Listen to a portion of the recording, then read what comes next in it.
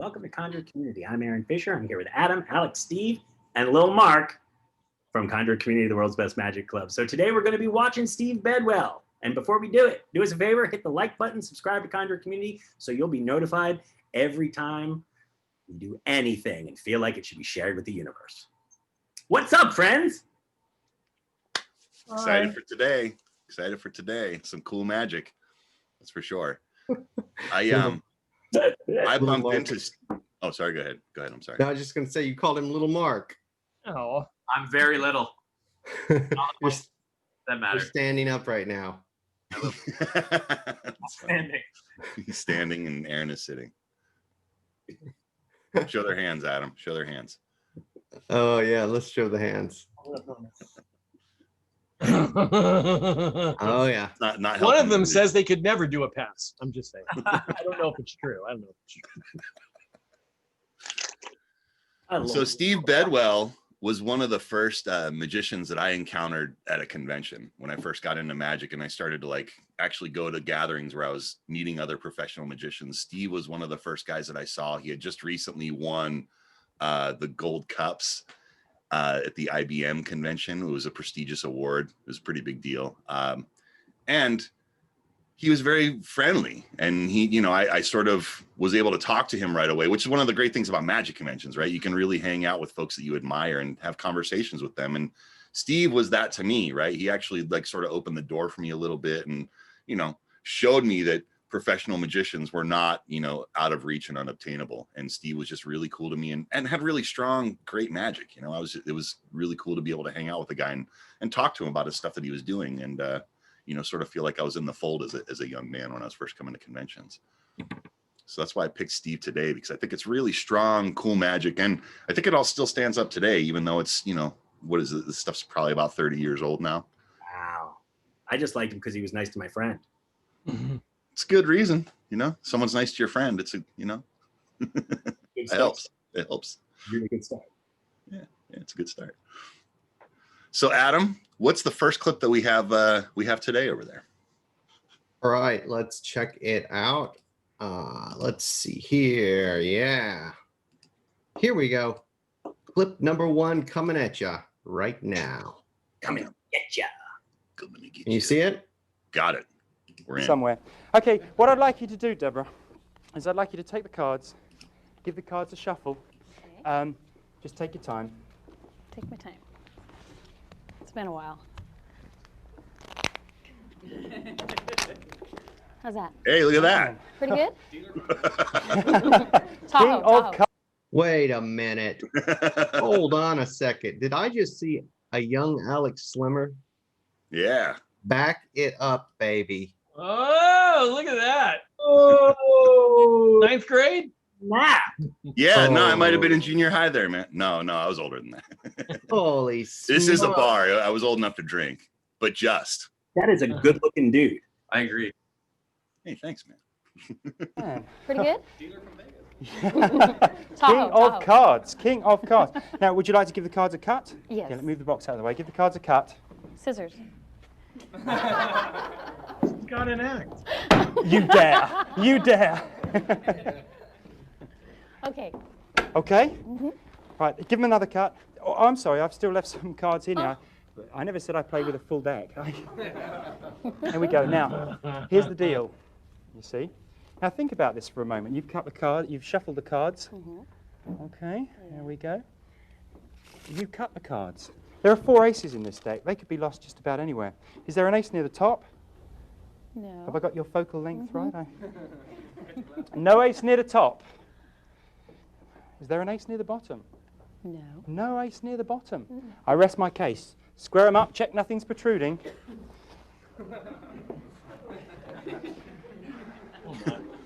Here we go. Reaching in with just one hand. Here's the deal. I reach in with just one hand and try to cut an ace. The ace of spades.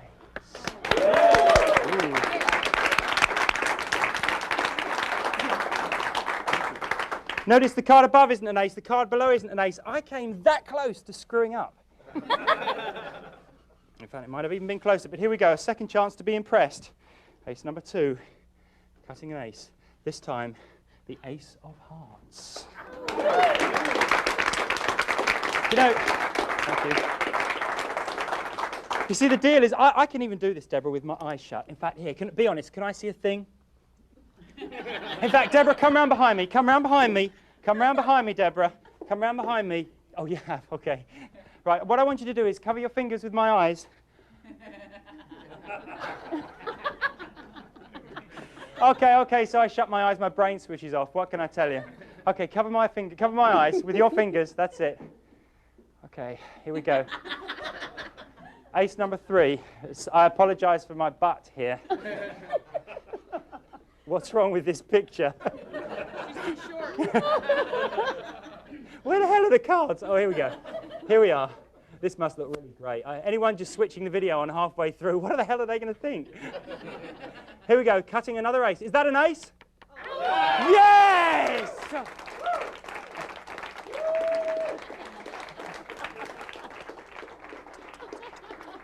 You can come and sit down now, Deborah.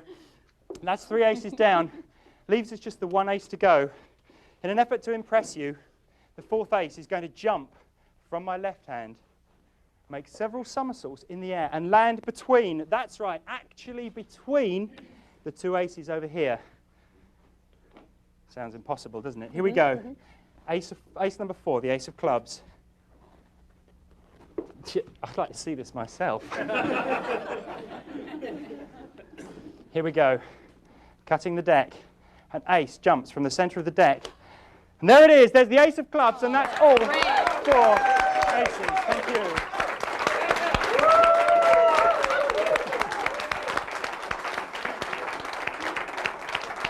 Thank you very much.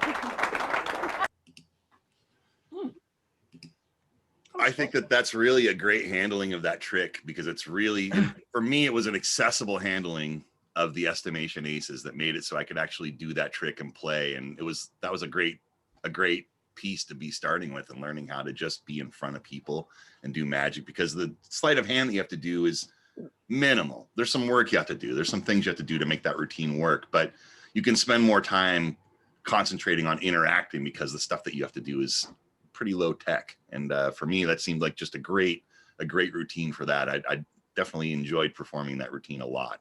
And you know, it was only because I saw Steve do the thing and he taught me how to do the thing. And it's, you know, it's, like I said, it's accessible. It's a good one. You 1 in the chat if you're not familiar with the idea of estimation aces. If that's a new idea to you. We have a 1 in the chat behind you. Heard about it. Okay. So, Alex, would you care to let everyone know what estimation aces is? Sure. It's a way to present the idea of legitimately cutting the deck cold and cutting to an ace. And the way that you're doing it is you are genuinely putting the aces side by side in the middle of the deck, and you're cutting into that slug of 4 aces. And by the order that they're set up in, you know where you're at every time you cut, and you can displace so that everything stays in the middle. Or when you get about halfway through, in Steve's method, 1 goes to the bottom, 1 goes to the top, right? By breaking up and cutting and removing the ace and showing I could have been close, I was off by 1, right? Through that procedure that looks like it's just you showing that everything is fair, you're actually setting up each phase after it.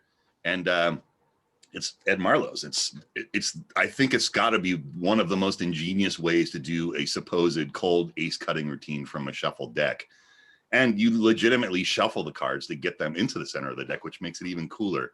But like I said, Ed Marlowe's routine definitely had some challenges for me as a young man getting into this that, you know, I don't think I would have overcome and got this thing up on its feet and been able to do it. It wasn't until I saw Steve's routine. Hey, Alex. So there was an interesting way, a little gambit that he used at the beginning of that routine to get into it, which with this idea of having them cut and shuffled and saying, oh, I forgot a few cards. Did you use that gambit when you were exploring this and learning this? In the beginning, I did pull them out of the box, but that, you know, necessity is the mother of all invention. That was the reason I learned how to palm cards, so that I could palm those cards off, hand them the deck, let them shuffle, and then add the cards back on when I got the deck back. But yes, in the beginning, for sure, I totally had them in the box and, you know, just basically leaving those behind or leaving them under the cellophane and pretending that they're coming out of the box both of those methods I used because it was just an easy way to basically hold out cards. But like I said, you know, eventually I realized that the method was you need to just palm those aces out and load them back on. Do you think that flies by? Do you think that that gambit sort of flies by your average spectator? I know it does. I know it does, because what's happening, if you watched it and you knew what was happening, it's obvious what's happening. But if you're a spectator and you're dealing with that, it's sort of like that moment, like in football when they call blitz. You know what I mean? Everything is just rushing at you at the same moment. Shuffle those cards, give them a cut. And then you pick up the card box. You go, oh, wait a second. Looks like there's more in there. You drop them on, and then you start shuffling. And then you give them that Pharaoh shuffle. You're blitzing them. You know what I mean? You're hitting them with so much information. I don't think they have a chance to recognize that that sort of is happening. Plus, you're shuffling right afterwards. And for me, it always felt like it disarmed the whole thing. And I never was busted on that element of it ever. You know, what's interesting is we exist in a bubble where everyone's really familiar with cards. Playing cards, right? It's like that was a Magic convention or something, wasn't it? Where was that shot, Alex? That was actually after a Magic convention at a bar for a specific shoot for that thing, right? Right. For making that instructional video. So before I start, the second thing I do after I visit a table, I'm having people sign the card, and I'll hand the deck, the signed cards going around the table. I hand the deck to the person on my left, and I'll say, do you know how to shuffle cards? And more often than not, they say no. Totally. That they do not know him. That's So right. what you're saying is exactly right. If you get someone shuffling, they're just like, that's the most concentration they could possibly have is to shuffle those cards. And to your point, Steve, sometimes they won't shuffle and you just say, well, just give them a cut. And sometimes you even have to show them how to give them a cut. Yeah. And in doing that, through that process, you add those cards on through that. Yeah. They don't know anything about anything. Yeah. Exactly. It's pretty clean. Pretty Pretty clean easy. moment. Now, But, you know, learn to palm, then you don't have to worry about Yeah. it. how about estimation aces was always, it's, you know, you've got your 4 aces and you shuffle them so there's 3 cards in between them. And so you can cut, you've got a lot of leeway on the first ace. Virtually anywhere you cut within a whole chunk in the middle, it's going to have if the ace isn't there, it's there. Right. Mm-hmm. But then the next time you do it, it gets harder. You diminish the amount of space that you can go by a quarter. And by the time you've cut to 2 aces, you're actually getting into a situation where what is it, 4 cards you got at, Alex, at that point? You have to hit within 4 cards, which is almost impossible, especially if you don't have cutting skills and haven't worked that out. Forget about it, right? So, you know, one of the things about the trick is that you really are cutting the aces. And I think that's why magicians like it so much, is it feels like the real thing. The problem is, you know, generally speaking, especially as you're getting started with this stuff, you know, you kind of want effects to get easier as they go. Right? So as it seems to be more impossible, it would be better if it was getting easier for the magician. But in this case, the first 2 are not self-working, but they're pretty easy to do. And you find that as you're practicing, when you get to that 3rd ace, all of a sudden you're feeling a big skill differential between what you have and what you need to be able to nail that even vaguely consistently. And so I think, Alex, one of the things you're saying you like about this so much is that he sort of shifts tack after the first 2 aces, and the last 2 become perfect and easy. That's right. And there's a subtitle to the trick, right? He calls it estimation aces, and the subtitle is "It doesn't matter," right? Because it matters for those first 2, but the last 2, it doesn't matter, because like I said, after you're done with it, you basically shift from it being cutting to the middle to you cut 1 to the top and 1 to the bottom. Right. So now it's just basically like a slip cut to get it from the top. And he did a hot shot cut to get it from the bottom, but it could easily be replaced by some other, you know, easy revelation, you know. And again, it was a reason to get a hot shot cut into, you know, working order so that you could have that nice revelation, you know. Right. But yeah, it doesn't matter, right? It's because you have those 2 cards exactly where you want them, and it doesn't matter. You can get them easily without, you know, any number of ways, without much work, right? I like that. I like that second phase, especially too, where he did the cut and then displaced that card, put it back on Yeah, top. I saw that. Yeah. And if you think about it, when he's doing that, he's making the slug, like, because if it's 4 aces with a card in between, he cuts, he pulls out that odd card. So now it's just ace and different, right? For the next phase. And then you cut into that block, and then you're shifting, right? 1 goes to the top, 1 goes to the bottom. and it doesn't matter at that point, right? That's where the subtitle comes in. We had a request for maybe a reference where somebody can learn that. Alex, do you have that on hand, or do you happen to know where somebody I'll can do get it? this. How about I bring that into the next Our Favorite Tricks, and we'll just break that Yes. whole thing down. Yeah. Yeah, good. Let's Good. do that. That'll be fun. Thank you. Great. Good request, bro. Well done. Cool. Let's check out another Bedwell effect. This is one of his better ones here too as well. Parked card. Yeah. Oh, I love this. I think this is a masterpiece. Here we go. This is so fun.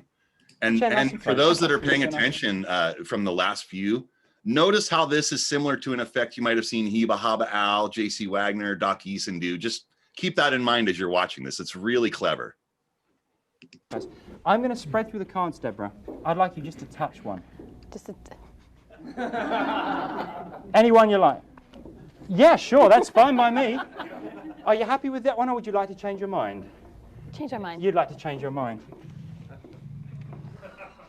Okay, right, well, yeah.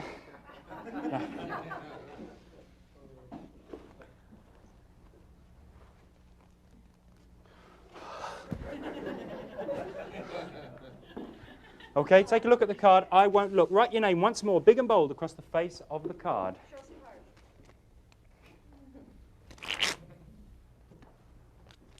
Don't look. I'm just looking in the monitor. What can I tell you? Are you done? Yeah. Okay. Recap the pen. Oh, you have. Thank you. Last one I have. Okay, here we go. I'm going to dribble through the cards. You just say stop. Stop. Let's try that again. Stop. Okay, pop your card. Because you see, what I'm going to do, did everyone get to see the card? I'm going to lose the card somewhere in the deck. Whoops, stick nearly came out the other side there. We'll just lose it in the deck. See, I'm not going to try and find your card. No. I'm going to cut to 3 cards. And by those 3 cards, I'm going to tell you the name of your card. Sounds impossible, doesn't it? Absolutely true. Watch. 1, 2, 3 piles. Now, I've cut to a black card, a red card, and another red card. Now, that's a black card, which means your card was a red card? Correct. Yes!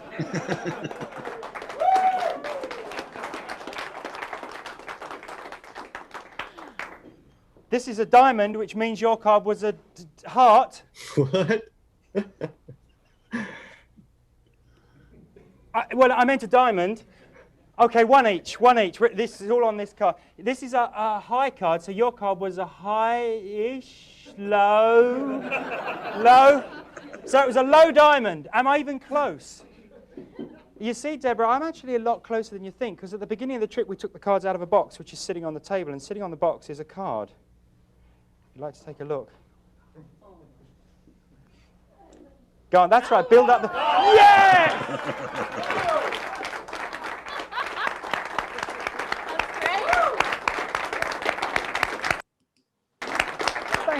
Thank you very much.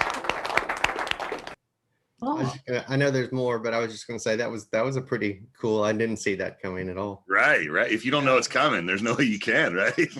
Yeah. Awesome. No idea what happened when. I also like just to mention, like, there's a you can definitely learn a little bit watching the way that Steve like handles his audience here, because he's definitely going for some cueing for some comedy moments, right? No doubt. And at the beginning, I thought there was one thing in particular that he does that's kind of funny. Like, if you watch the pacing of the way this starts, let me see if I can just cue it back up real quick. Here we go. So this is way back at the beginning, okay? And he does this. Anyone you like? Yeah, sure, that's fine by That's me. not the moment. Are you happy with that one, or would you like to change your mind? All right. Change our mind. You'd like to change your mind. So he does this, right? Okay, right, well, And then he does this, and then he gestures like that. Then he's like, this is taking forever. And I can't tell if he was like psychologically trying to get the spectator to actually stall and do that, or if she was just doing that and he was reacting to it, you know? So it's like, it's kind of tricky to know like which way he was going with that for sure. But Let me see where we left off. Sorry. If I snap my Oh, I know what it was. It was the Oh, it was the 4 of diamonds. it was the moment of the box load. But hold on, before we do that, let's Play the trick first. Let's go back after. Watch him do it so you can keep the momentum. Yeah, exactly. Try something completely different. Okay. You see it? I'm going to take your card. Now, you need to think about this. I'm going to take your card, your signed card. Oh, it was the 4 of diamonds. Exactly what I thought. I'm going to take your card and place it face down in the face down deck. Now, which way is the card facing? Down. If I turn the deck face up, which way is it facing? Up. Up. That was getting tough for you there, Yes, wasn't it it? was. Okay. Now, if I snap my fingers, riffle the deck, which way is the card facing now?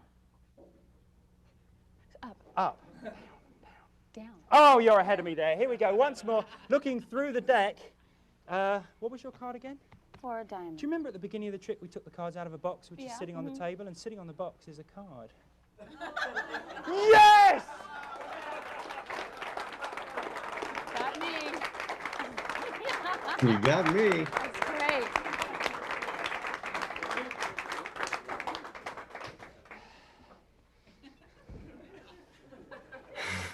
That's a new way.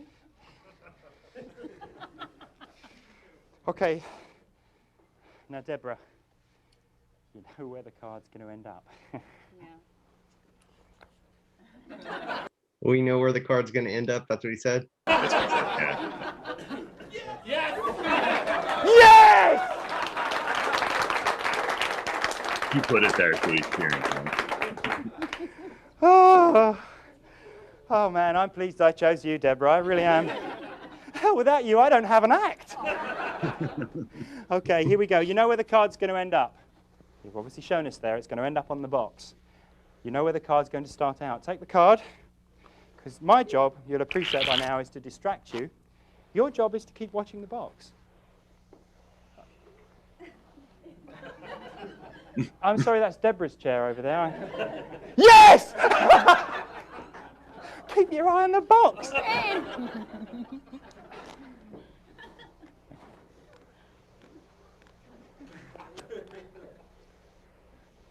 He's winking. He wants you. You're going to look at the box, aren't you? Okay, well, you just keep looking at the box. I want everyone else to keep watching the card. Because see, I'm going to lose the card into the deck, but I'm going to do it at fingertips. I'm going to do it as slowly as I possibly can.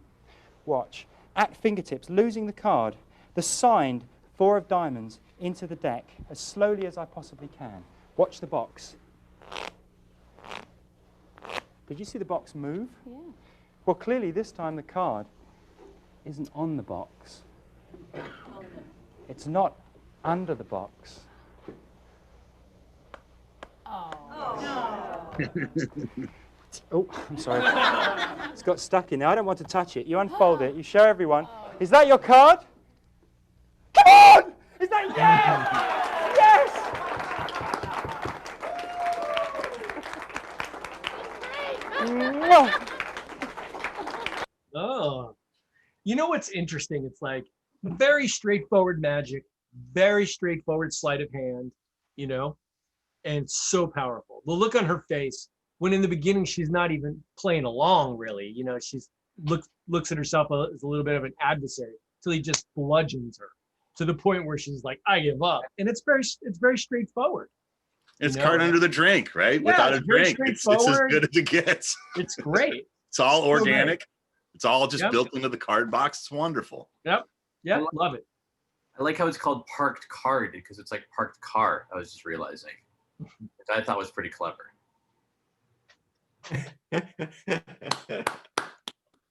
He's good, right? It is good. He's parking that card right there. It's great, man.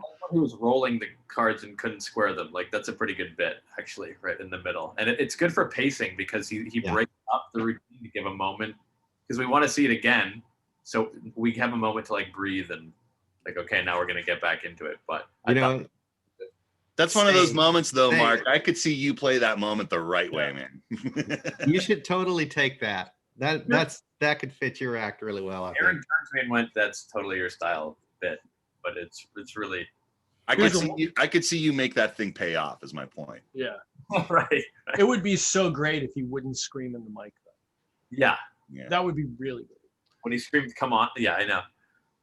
And to his, you know,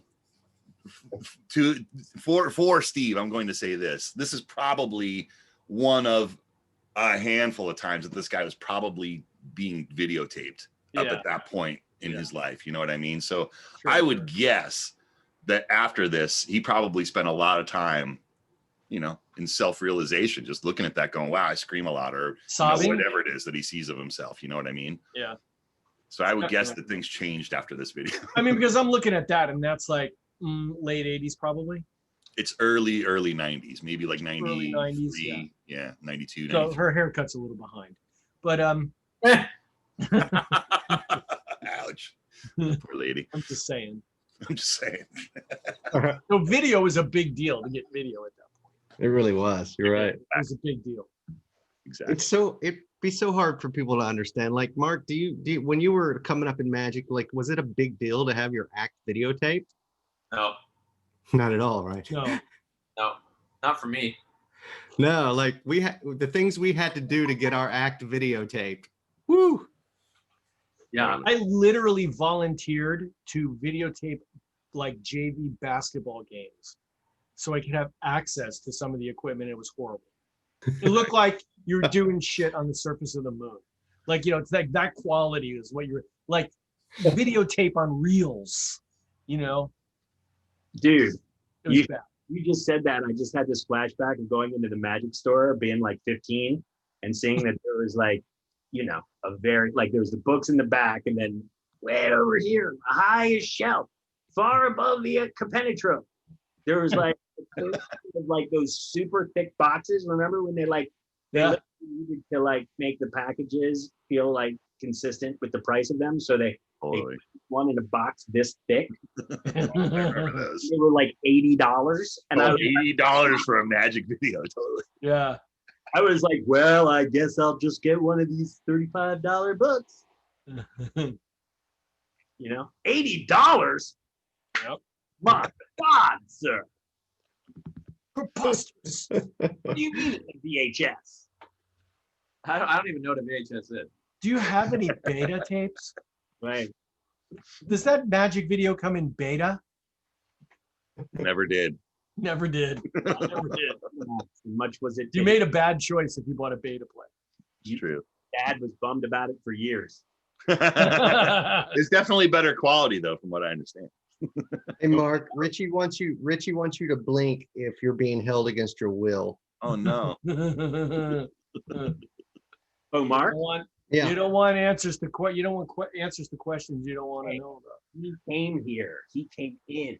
He took the candy cane. He came here voluntarily, man. Got in the van.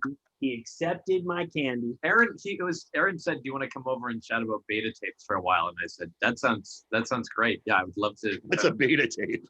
Hang on, what? I'll tell you what else. He rubbed the lotion on the skin. He put the lotion into the basket. And that's why he gets to sit on the couch now.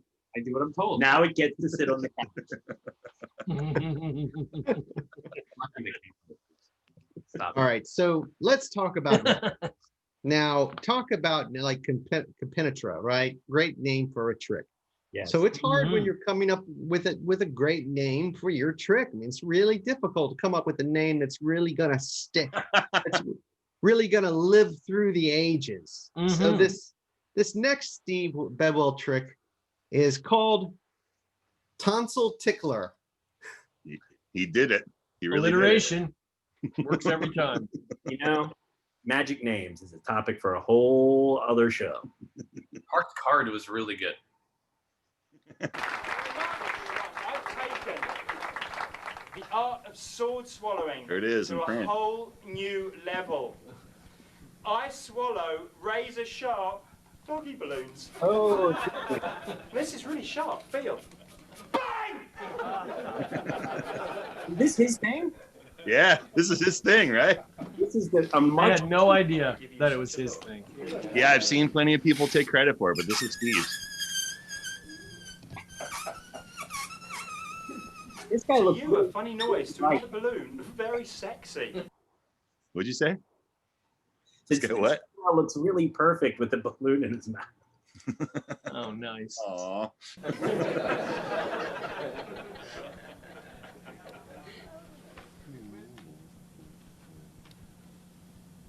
Ugh. Very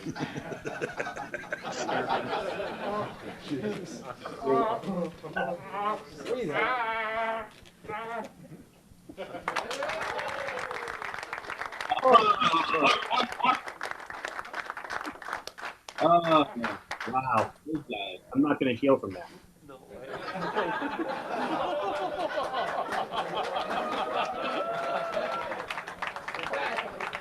Okay, now for the explanations.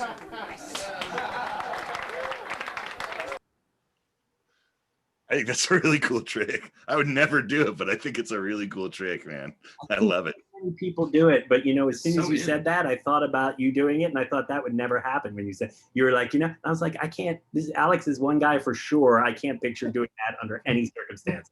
No, never. But I love the trick. I think it's really a fooler. And, I didn't know how it was done for years. I thought it was just really cool. But no, I don't think I'd ever venture into trying to do that. That's his. That's his. Steve Bedwell invented that. Yeah. Everyone does that now. That's so in right now. That's like a It's big. been in a long time. I Yeah. feel like it's one of I those. think probably about 5 years after he Hey. showed the magic community, everyone started doing it. Yeah. That was gonna Hence do the it. reason why magicians never make any money off their stuff, right?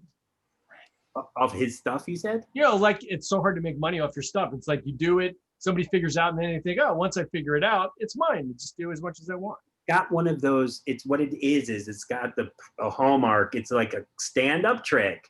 Mhm. Small, plays big, and you literally can stick it in your change pocket. Mhm. So it's got all the things that people would want to do it. It checks all the boxes. That's right. Pack small, plays weird. Plays weird, gets you a lot of inquiries after the show. Do you need the bird's eye camera to perform that? That trick? really was production value at a whole other Yeah, level. that was production value. That was for your benefit, Mark. I was hoping for that view. We've got this great cutaway planned. Do you think they shot that like separately? Do you think they did I like think that there's a couple of shots on that particular production where they clearly like went after and edited in some, we'll make it better. It'll be easier for everyone to Yeah. understand and see the clarity of the effect. choice? Do you think they were? Seeds. Do you think they were labeled on the sheet "money shot"? I do actually. That's very funny. Yeah, it was strange. That was definitely a strange cut in there for that. Very No odd. doubt. No I doubt. don't want to see that. At least make the balloon blue. That trick is just. I like the trick too. I think it's a great trick. You should do it. No, I think it'd be great for your act. It'd be good for you. People wouldn't expect it coming from you. Well, they'd expect it coming from you. I don't need to see that. Apparently, you do.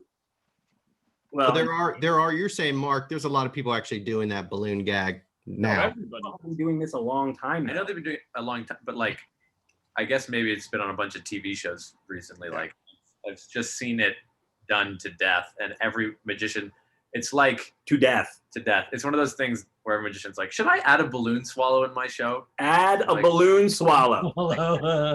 They're like, Yeah, "Should but do a 9-inch round. I add a contact tunnel in my act? Along with the balloon swallow? It's so funny. That's so funny. Max So Maven, weird. contact juggling is the name people have developed to make it easier to steal Michael Motion's act.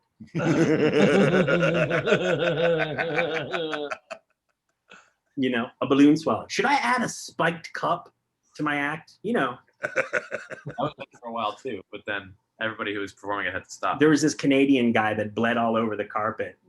I heard about this guy.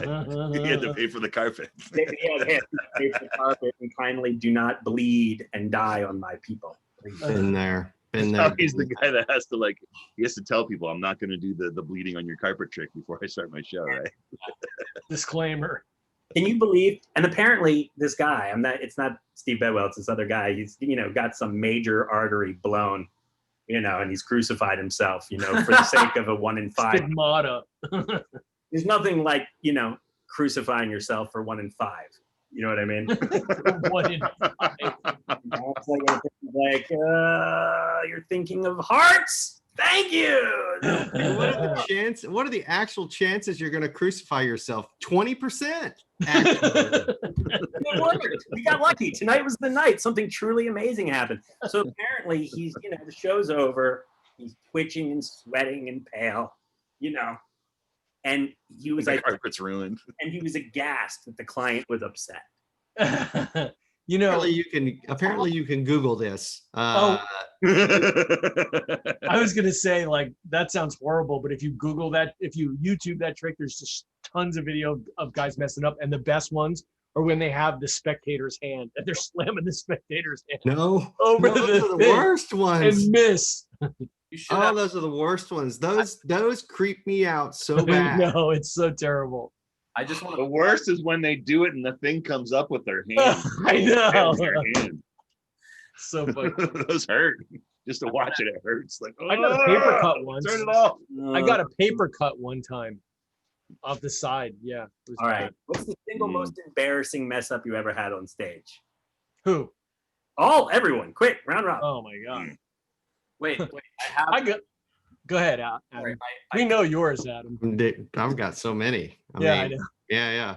But we're talking pure embarrassment, though. Not anything else. Not animal cruelty, not bestiality, just straight up red-faced humiliation of embarrassment.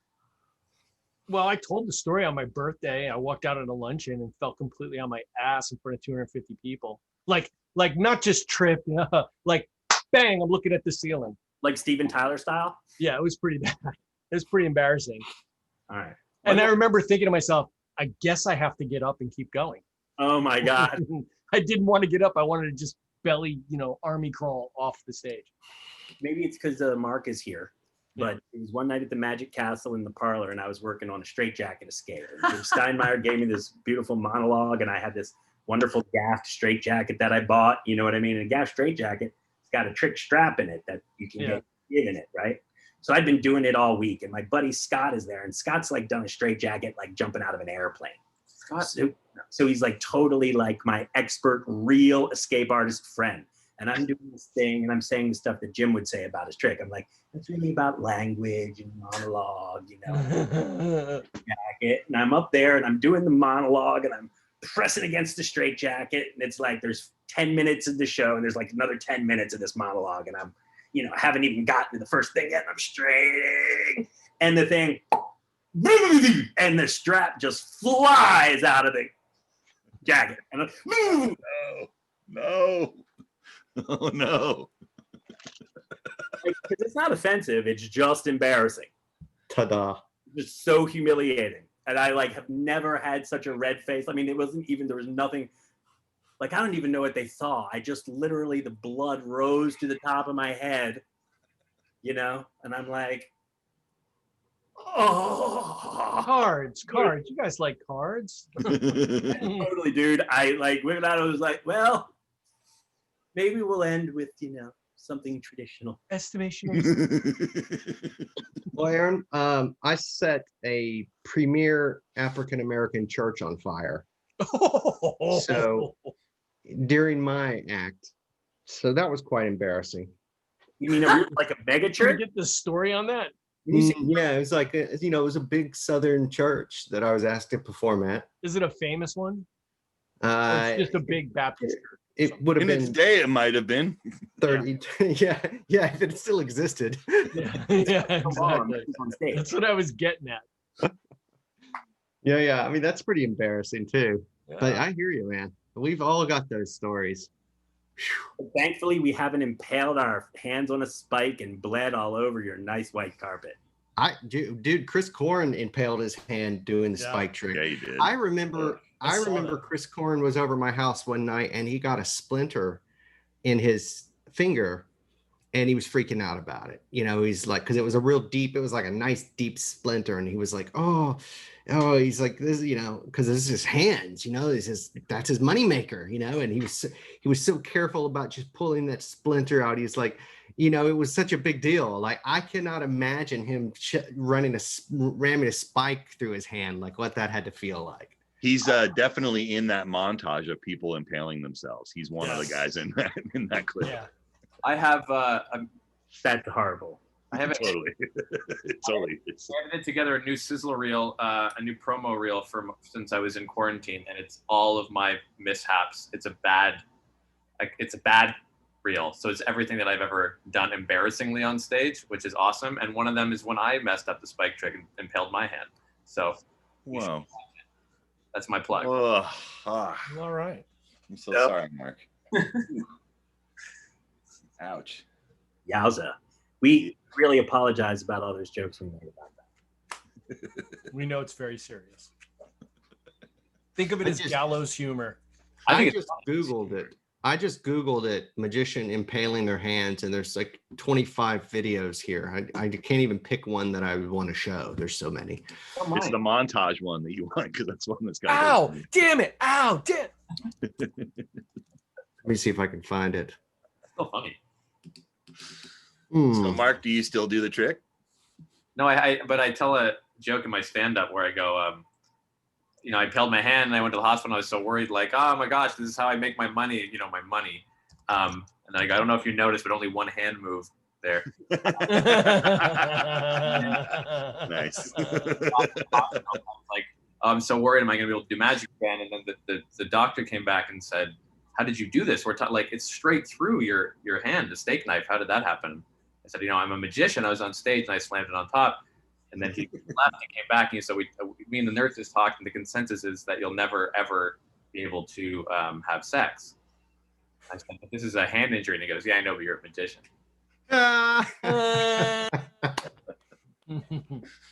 Good. So at least it's paying you back. At least you got something out of all that pain. That's why actually I wrote the bit and was like, oh, I got to stab myself through the hand now. And then I had to go. See? Yeah, that was just Garnet putting 3 in there, right? That wasn't one. That's like counts as 1, 3. Well, I think we've officially done it. Guys, we want to thank you very much for joining us today. Do us a favor, hit like or subscribe on this video. That tells all the social platforms we're doing a good job with our little magic videos. And while you're at it, go ahead and subscribe to our channel. You'll be notified when we go live with new magic videos. By the way, if you'd like to try out a proper magic club, come and join Conjuror Community. It's where we do it right. Okay, thanks for joining us on Afternoon Astonishment. We will see you next time. Bye-bye.